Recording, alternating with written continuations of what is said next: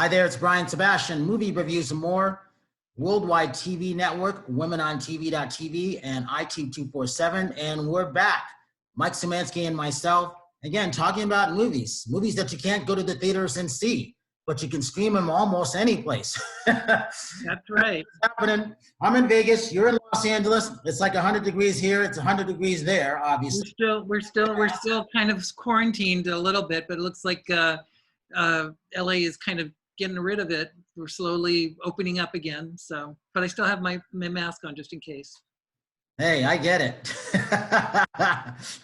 Hey, right. So what have you been seeing since the last time we did the last show? You know, there's a lot of weird stuff out there, and I got to tell you that now that there's a lot of more free time, there's a lot more chances to see some strange movies. And the latest one that I just love, it came out just yesterday. It was called Exorcism at 60,000 Feet. And it was directed by this guy named Joe Castro, and who's involved with it. But Bai Ling is in it, and Robert. Well, we love Bai, first of all. We love Bai Ling. I love her, and she's so much fun. Lance Henriksen, who's in tons of really weird movies, is in it.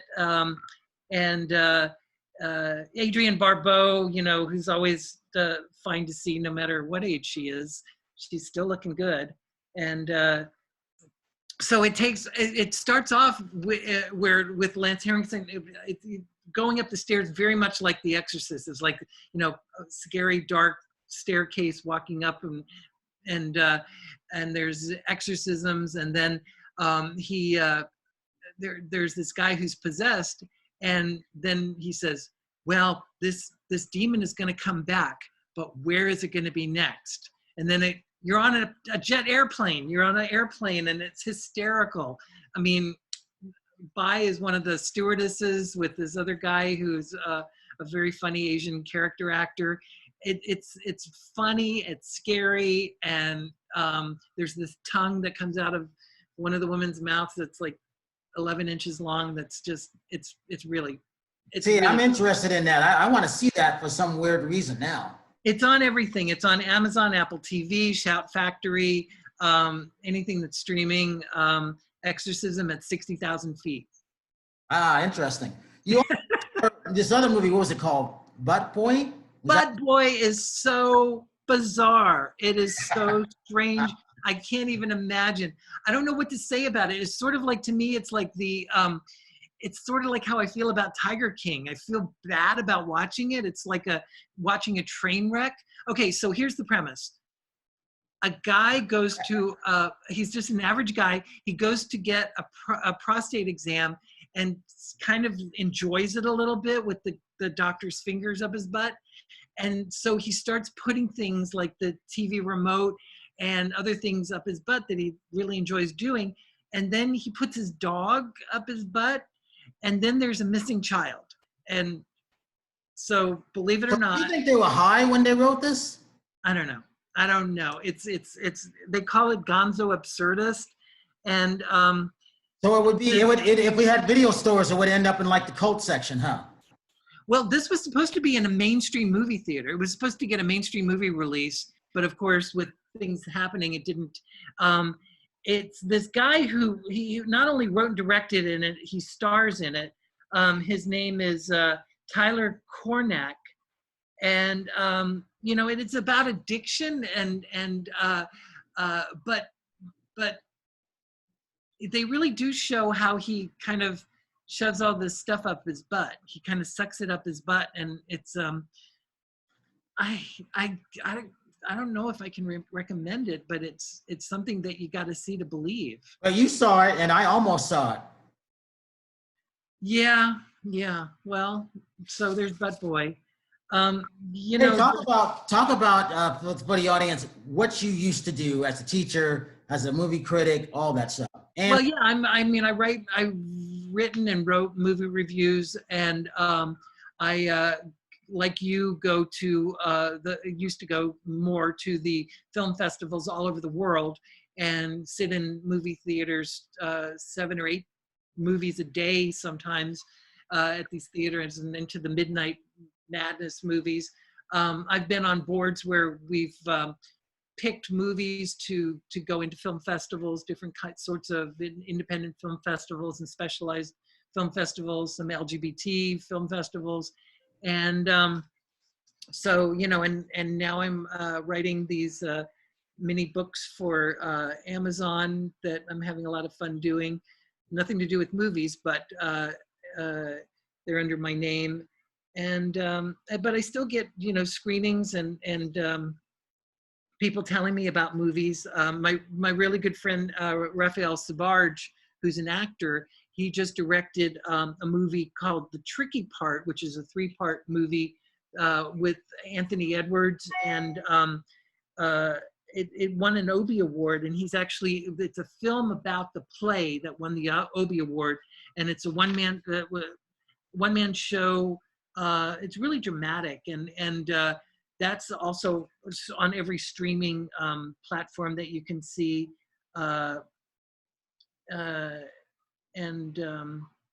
I think, yeah, it's actually free. You can see it on YouTube and these other places. It's You actually sound busier now than you were before you were quarantined. What day are you on now?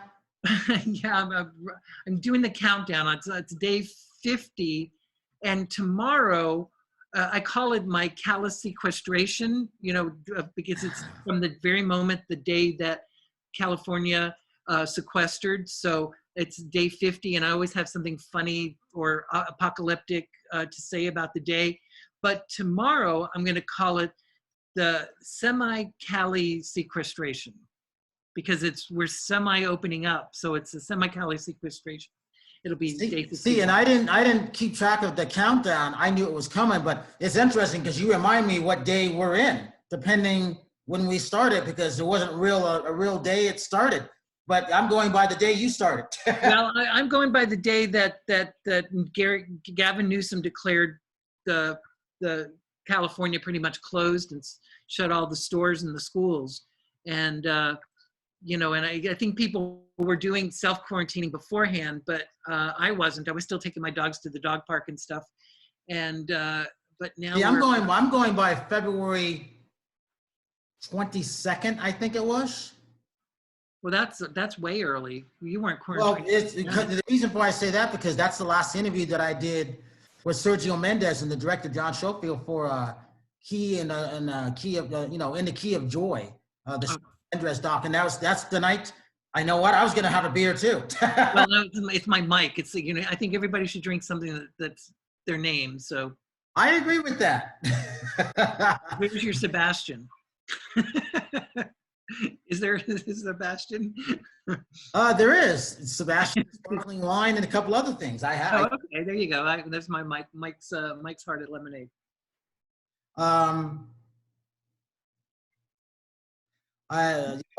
So what have you been seeing anything bizarre? Because I've even been going back to the old movies, and I came across this one. Amazon Prime has the brilliant weird stuff. Like, I mean, Hatchet 3, The Night of 1,000 Cats, which is this guy who helicopters girls to his palace in Acapulco, and he chops them up and feeds them to man-eating cats. It's when are you watching these movies? What time? 4:00 in the mornings. That's what I thought. It's brilliant. Okay, so last night I came across one because it's a mutual friend of ours, Ron Jeremy's One-Eyed Monster with Veronica Hart. Oh my God, really? With Veronica Hart. Have you ever heard of this? No. Okay, it's not a porn movie. So it's a horror movie, and Ron is a friend of yours and mine, and also Veronica Hart, who's a friend of both of ours, right? So Veronica Hart is following Ron and the others as she's kind of she's an aging porn actress who wants to be part of this porn movie that they're shooting in a remote cabin, and she's saying, oh, you know, I'm too old, I'm a has-been, and Ron is like, oh, girl, you're not even 40. And you know, it's like, no, I'm an old lady now. People are calling me mom and grandma. So, you know, it's like they're real characters. I mean, they really are like that. And they're wonderfully funny together. And then Ron can't get it up for some reason for this one scene, and he takes a break, goes out, takes a piss, and an alien comes down, an alien light beam comes down and invades his penis. And and then his penis pops off and starts killing people. That's kind of funny, actually. It's hysterical. It's called One-Eyed Monster. It was done in 2008. I don't know how I never heard about it. I don't know how neither of those people who I've seen many times since have ever told us about it, but maybe they want to keep it a secret. Amber Benson, who is from the Buffy the Vampire Slayers, is in that movie. I wonder if Gayl has ever heard it. Have you ever heard of the One-Eyed Monster? No, but I heard about the Purple People Eater. Probably the same kind of thing, except maybe a little bit bigger. We're talking about really horrible movies that we've come across since we've been quarantined. Oh yeah, I haven't watched a lot of movies at all. Oh, there's some really terrible ones. Amazon Prime seems to be the master. All right, Gayl, tell us who you go. are and where you came from, so the audience knows who you are. Yes. Oh, are we live? Oh, well, no, we're taping it. Oh, okay. So you want me to say who I am? Absolutely. There's only Hi, one. I'm Gayl Murphy. Peace. If you keep seeing these little spots around, I have some crystals on my balcony that are on a string. Hey, I like that. You can see my shirt, so. Can you see it? Yeah, it looks like fairies dancing around you, Gayl. It's kind of funny. Wow. If I was a cat, I'd be going like this. We just talked about a movie called. At one point, before Gayl gets into who she is and what she does, including her book, is that we all did interviews with celebrities back in the day.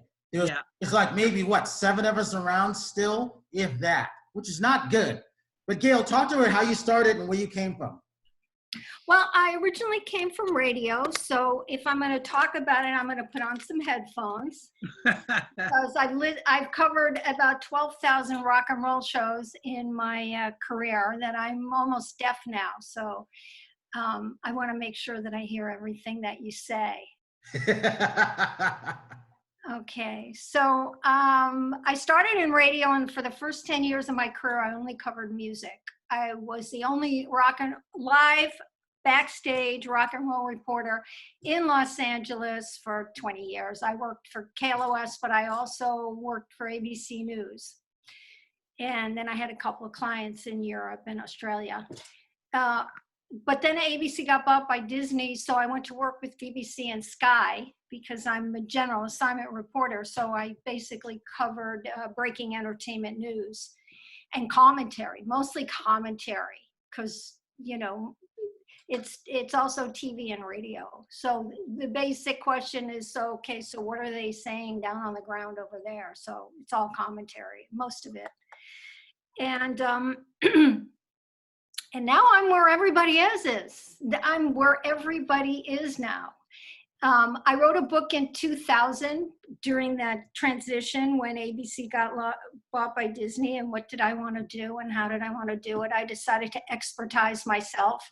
So I wrote a book called Interview Tactics, How to Survive the Media Without Getting Clobbered, The Insider's Guide to Giving a Killer Interview, figuring this would endear me to the world.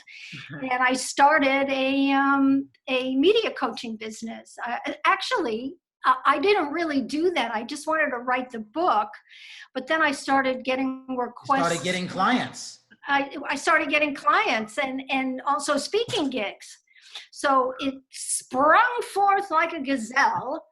I had a speaking and a coaching career, and 20 years later, I'm still doing it. So what's interesting is I had never coached a client in the fashion in which we're working together now.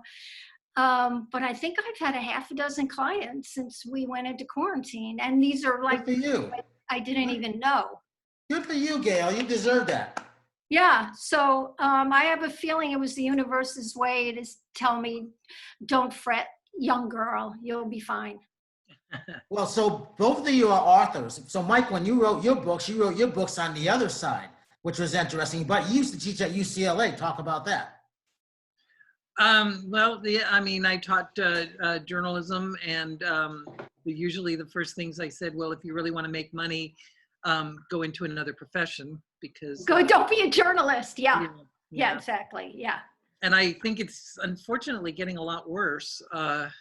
Even though journalists are still an important part of our society, they are good people, and don't make up fake news. Believe it or not, that doesn't really exist in my world.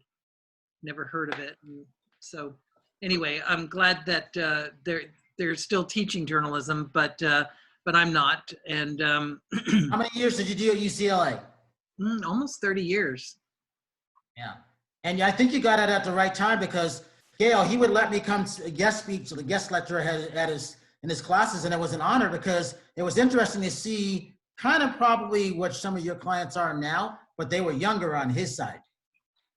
Well, Yeah. you know, what irritated me was it's become kind of lazy journalism. When I would get people, I would try to explain to the class how it's important to meet people and try to do the interviews one-on-one.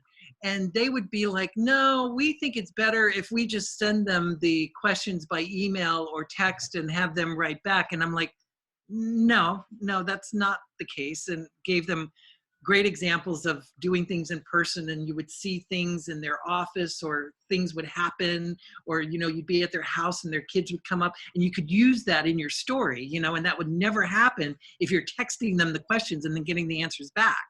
So, Well, you know, if you don't have color and detail, you don't have a story.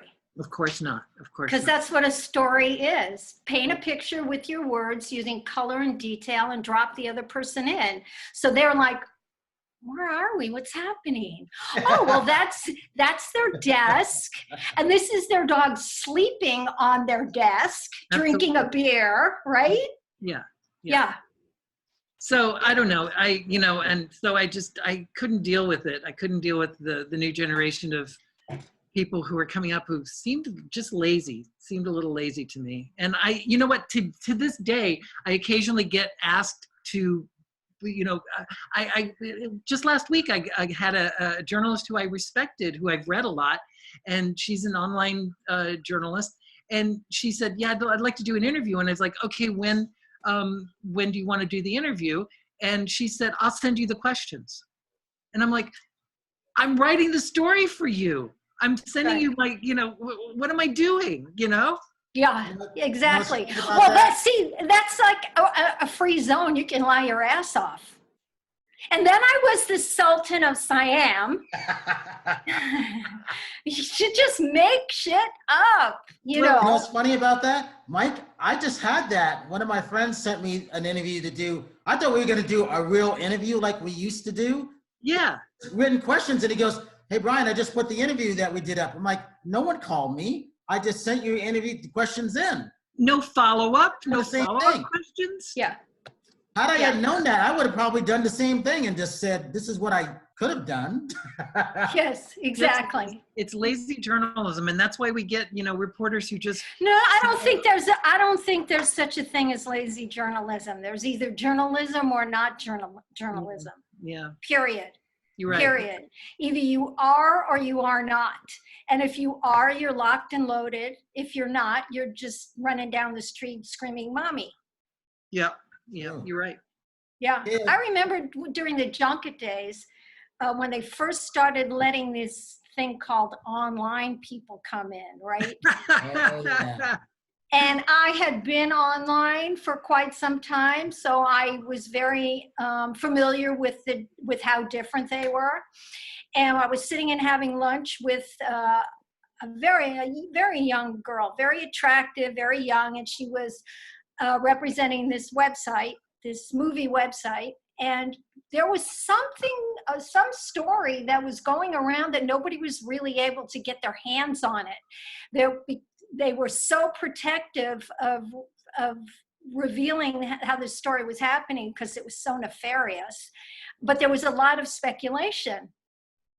And we were talking about it at the table, and she said, oh, well, we covered that. And I was like, what do you mean? Can you elaborate? What do you mean you covered it? She said, yeah, we were able to tell that. We did it. We published it like 4 days ago. And I was like, well, what sources did you have for that? She said, I'm sorry, what do you mean? I said, and that's when she broke my heart. I said, your sources, who are your sources for that? AP, UPI, New York Times, Daily News, what did you go by? She said, oh, I went on the internet. I said, I don't understand what you're telling me. I understand what you're telling me, but I don't understand that you could actually publish it. She said, oh, well, we do it all the time. Of course, of course. I said, did you ever study journalism or anything? She said, no. She said, it's my first job. I'm so excited. And and I blame the studios. Of course. I blame the studios. Full-throated, I blame them.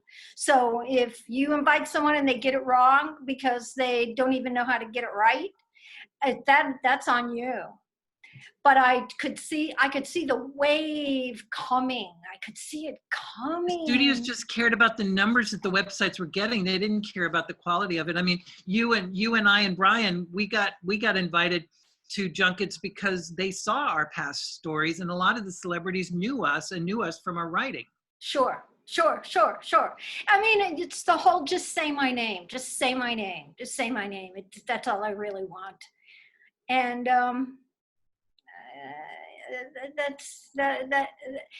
that's a whole other different game. But that name of that game is not called journalism, and it's not called reporting, as you well know. And it scared me on one level. On another one, I thought it was, on another level, it was hilarious.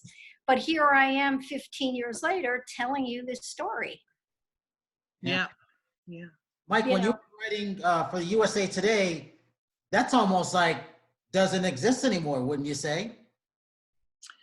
Yeah, I did some amazing stories for USA Today, and that was like, you had to combine, make it smaller and make it short and sweet. And I remember coming back with an interview with Antonio Banderas, and it was like, you have 200 words. And I said, I can't say anything about Antonio Banderas in less than 200 words. Are you serious? He was the most amazing person I've ever talked to, it was with Catherine Zeta-Jones too. That's what it was. Yeah. Marcus Zorro, I think it was. Oh, Zorro, right? Zorro. It was Zorro. And I did, and I remember walking in and just seeing how luminescent Catherine Zeta-Jones was. She was just so beautiful. And I wanted to write about that. And it's like, I can't do this in less than 200 words. And I got like 800, which was kind of a novel in USA Today, but. Yeah. I remember that junket because when she walked in the room, she was luminescent. Wasn't she luminescent? Beautiful. And and this was like 9 o'clock in the morning. And I said to her, what are you doing? You look angelic. What are you doing? What are you taking? How much do I have to pay you so that I could do that too? And she looked at me and she goes, honey, this started at 5:30 this morning. You don't even know the half of it. And I was like, no, don't tell me that. She roared with laughter, and we bonded as chicks, and she just went exactly where I wanted her to go, and we had fun, and she trusted me. So, but I remember that so well because she just looked at me like, oh, honey. I remember she told me, she said it was the lighting. And I said, the lighting? Okay, well, I could stand over there and I won't look like you. So I don't know. Well, I remember that day too, because I said, we share the same birthday, me, you, and I don't think she was married to Michael at that point. We both share the same birthday. And she goes, wow. Aren't we great people? I go, I'm not like you, but yeah, you're absolutely good. You're excellent. Yeah. Dude, that was funny. Yeah. Yeah, what's it take to be a client of yours for when it comes to your book? What are you looking for? Money. Typically, you don't have to qualify to be a client. You just have to do what I say.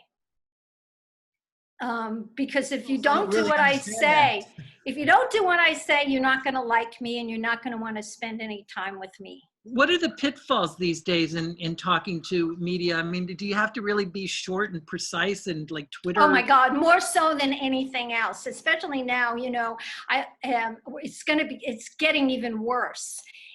In 2020, actually starting in about 2018, I remember reading articles that were interviews with Jeffrey Katzenberg, and he was talking about bits, pieces, snacks, and that's how you have to think about your story. It doesn't terrify me because that's just one tool. Because not everyone is going to want just bits and pieces and snacks. There are outlets such as the ones that you have written for who are actually really going to want an opening up and want to take the tour. So it's just another tool and tactic. I teach both, but I start with the bigger picture. You see, because if you can't tell it to one person, you can't tell it to a million. Right. So you have to be able to tell it you have to have your million story down. So you can, which is the story you see from 10 feet, 10 feet, and 10 feet, as well as the intimate two people having a conversation where, you know, they have the ability to say, you know, that reminds me of this, or, you know, I used to have something like that. My fourth husband gave it to me. You've been married 4 times? Oh, honey, I would marry 4 more. I mean, you know, the alchemy of people just talking to each other in a room for 20 minutes is just fantastic. So you have to have both of them. And then there are even some in between. So that's a long-winded answer to a very short question. Well, I wonder how you deal with clients who may be like, and I know both of you have done this, like people like Warren Beatty, who doesn't give straight answers, or someone like Robin Williams, who was wonderful to sit down with, but you came back out of the interview and like, I don't have anything except a bunch of one-liner jokes. I mean, well, you have to be careful. You have to be extremely strategic. So basically what happens is you get knocked out in the first round. So the first time you interview them, it's like Adam Sandler. The first time you interview them, or that guy from Saturday Night Live, who I don't like, who played the newsman, Ron, whatever it was. Ron Burgundy? Will Ferrell, yeah. Who's totally gives you nothing either. He's a terrible interview. So you got to get knocked down by them the first time. The second time, if let's say you're doing a round table. See, if I had to do a press conference with any of those people, I wouldn't do it because the adulation is so toxic to them. There's such alcoholics to it that they, you know, they would just drink it in and everybody else can go home. But if you're in a situation where it's a round table and maybe 6 people, everybody knows what you know. So you have a play, you know, while you're waiting for the talent to come in, you all acknowledge what we just talked about and who's going to start and who's got a question that's got to wait till the end and that kind of thing. And they have no idea they're being played. See, so Mike. Yeah, and then also because I was radio, I used to be able to, we would be able to say, listen, you can say whatever you want, but we can't react to you because it dirties our sound. So that would bring them down, especially Robin. I knew Robin from years before I knew Robin. I knew him when he first came to LA. Wow. Yeah, so I would always have a conversation with him afterwards outside in the hallway. How's the wife? How's the kids? This and that. And he was always very straight with me. And when I would see him at TCA, I would pull him to the side and I could do like 10 minutes with him. And it was just 2 people talking. So he was real then, huh? Well, yeah, because he didn't have he had an audience of 1, which he wasn't bringing any new people in, you know? Yeah. It's like talking to Jay Leno. It's just very real.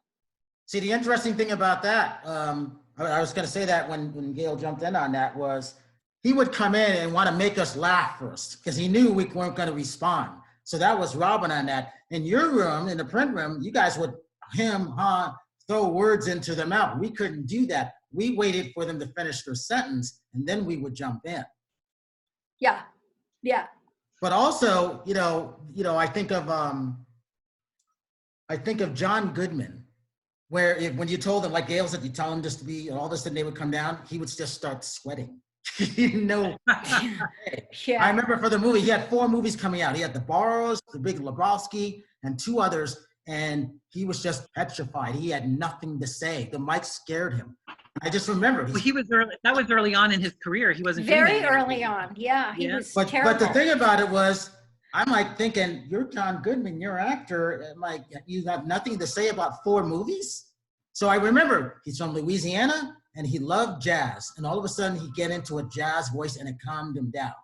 Yeah, yeah. I mean, you have to be a Mr. Spock or a Ms. Spock, if you will, to be able to do this, because you have to know how to read people. You have to understand the psychology of people, that the reason why they're doing all this stuff that doesn't mean anything is because they don't know what means something. They don't know what they're supposed to do. Nobody ever told them what they were supposed to do. That's true. They certainly never said the reason why you're talking to the press and not your next door neighbor is because they're the superpowers that they have. Right. And so you want to be able to milk them like a cow, which is what Catherine Zeta-Jones was doing. She knew. And it's not a big secret. Martin Sheen knew too. I always had respect for someone who came in the room and introduced himself to every single person there. To this day, that stands. I teach that. I teach that. That's really, I remember the first time, I mean, one of the legends that I've actually met was Jimmy Stewart. And for him to come up to me at a party and say, I'm Jimmy Stewart. And I'm like, yeah, I know. Oh my God, I know. Yeah. Yeah. But Gayl, when I'm wondering from you, how do you get somebody who is a client like that to talk in complete sentences? And I come back to the worst interview I've ever done was Warren Beatty, who just doesn't know how to make a complete sentence. Well, he will continue to not making a complete sentence because it doesn't bother him. Now that you said that. It has to be someone who has an itch that needs to be scratched. And they got to find a scratcher. But I'm going to defend Warren for Bullworth, because in the Bullworth radio room, we had like 23 people in there. And I just remember me and Ron Brewington were sitting in the back of that, and he kept talking to us. He wanted to know why the 2 black guys were in the back. That's what he wanted to know. No, he was saying, you guys know what I mean, right? And we're like, yeah, we know exactly what you're talking about. Yeah, exactly. Got that. So, but Michael, I heard that. No, the worst interview I think was David Geffen at TCA. Gayl, I know. Horrible. I asked the very first question, what did you prefer? You discovered Tom Cruise. Did you prefer Broadway or making films? Here's a guy who excelled in both of those genres equally, and he didn't have an answer. And then 23 people later, he still didn't have an answer for anything. Yeah. 23 people. Gayl, I'm sure you were there for it, but it's I have gotten calls from management who said, can you work with my client? He's done 20 interviews and they all were horrible.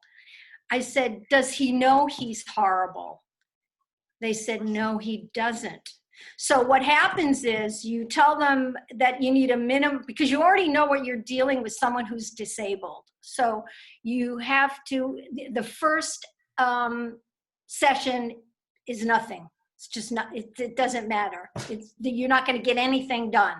But what you are going to accomplish is you're going to get them to trust you, that when you say something that you're not making it up, that it's not bullshit. So now you have their trust, and their trust is the biggest thing of all.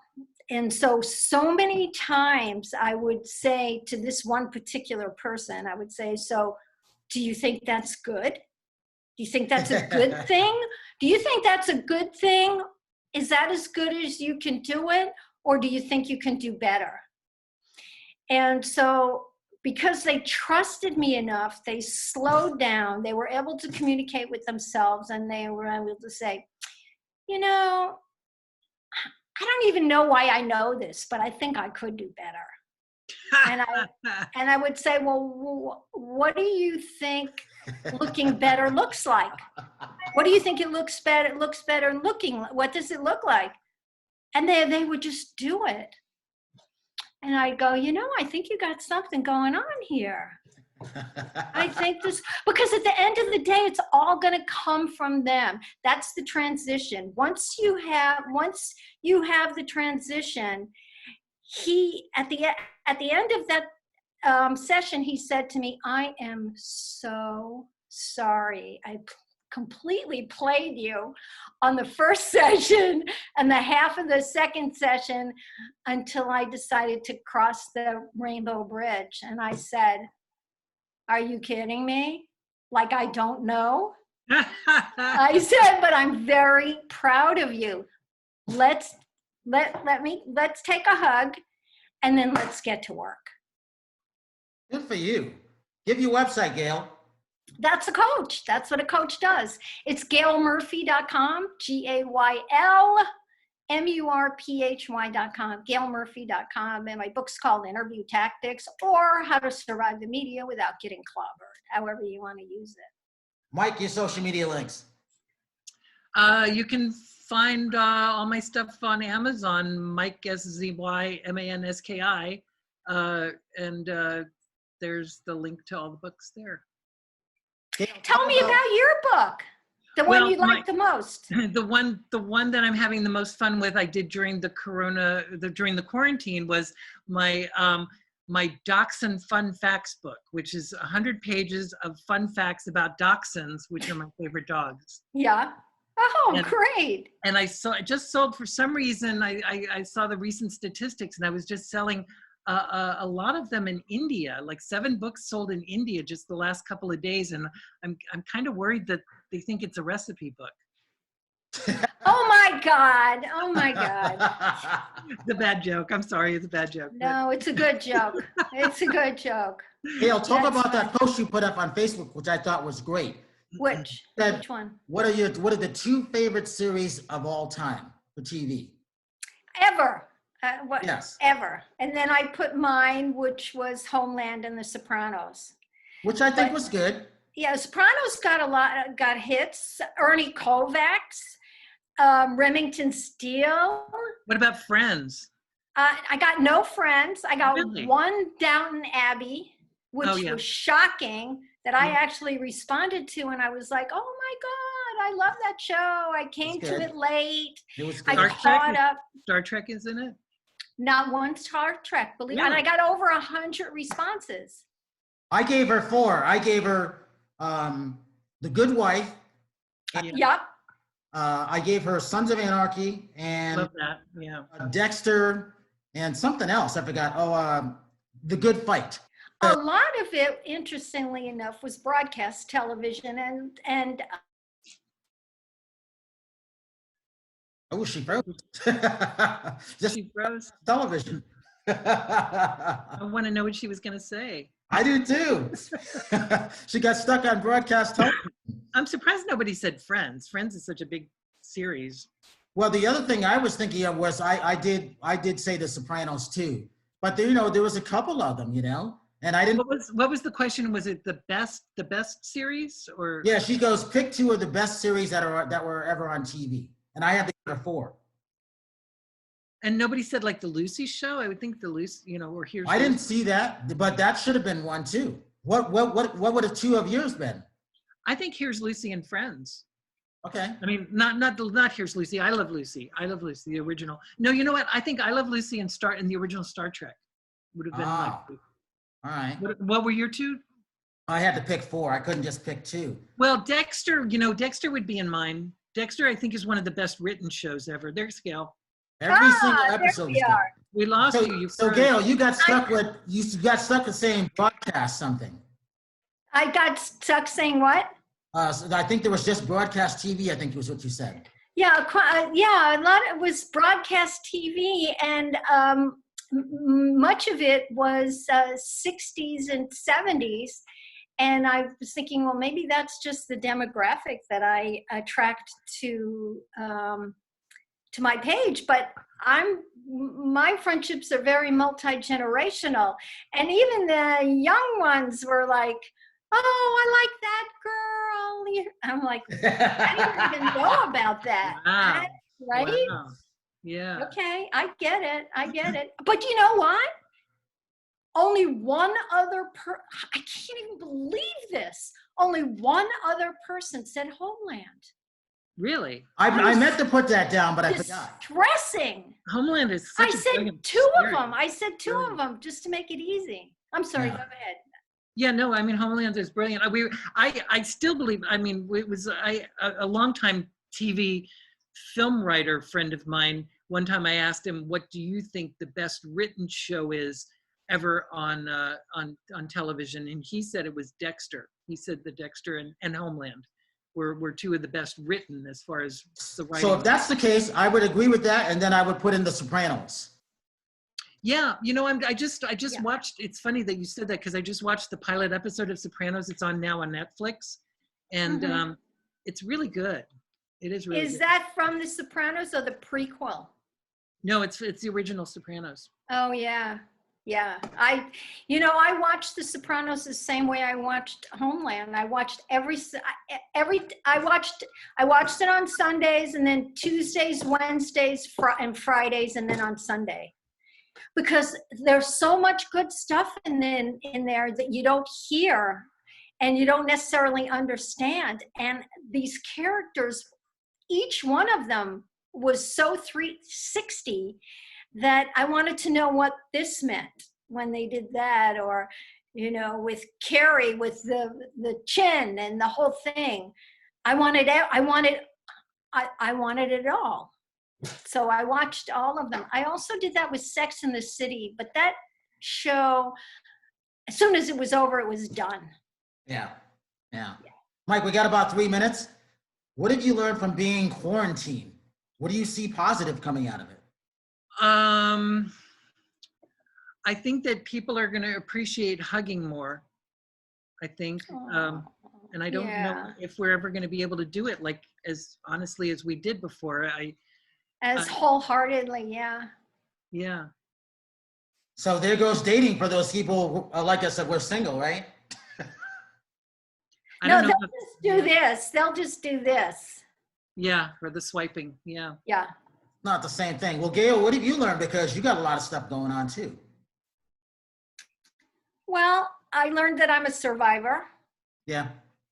And I always knew that I liked that I appreciated my own company, that I didn't need to travel in a pack or anything like that. I'm putting on my, okay. I didn't have to cluster, so that was nice. And that I don't like to clean my house. I like a clean house. I don't like me to clean it. See, I don't mind cleaning. My house is cleaned. I don't mind cleaning. I'm a clean.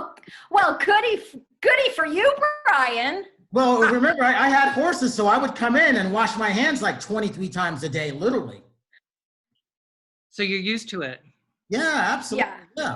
Yeah. I mean, this is the busiest I've ever been, and I'm happy for my friends because a lot of them aren't doing well. A lot of businesses aren't going to be around. And a lot of that saddens me because they had the warnings, they just didn't listen. Well, I'm sad. I just realized I posted the other day, I was going over my circles of things that I was going to go see at the Hollywood Bowl this summer. And I'm not sure I'm going to do it. It'd be the first time since 1985 that I've not gone to the Hollywood Bowl for the season, but I just don't know if I'm going to do it. Yeah, no, I get it. I can't even super o'clock in the morning. and with a list, and I fly through it. Some people are. We're losing her again. I think so, yeah. Could be the time. Gayl, did we lose you? They have a lot going on in their lives. I mean, Okay. can you hear me now? Yeah. Good. I mean, I feel very blessed, but I also work on trying to be civil when I'm around people. And I don't find that, I was in the market at 7 o'clock in the morning a week ago, and this woman was on the phone, and the way in which they have the aisles set up in the market is they only go one way. And they do that so you don't pass anyone.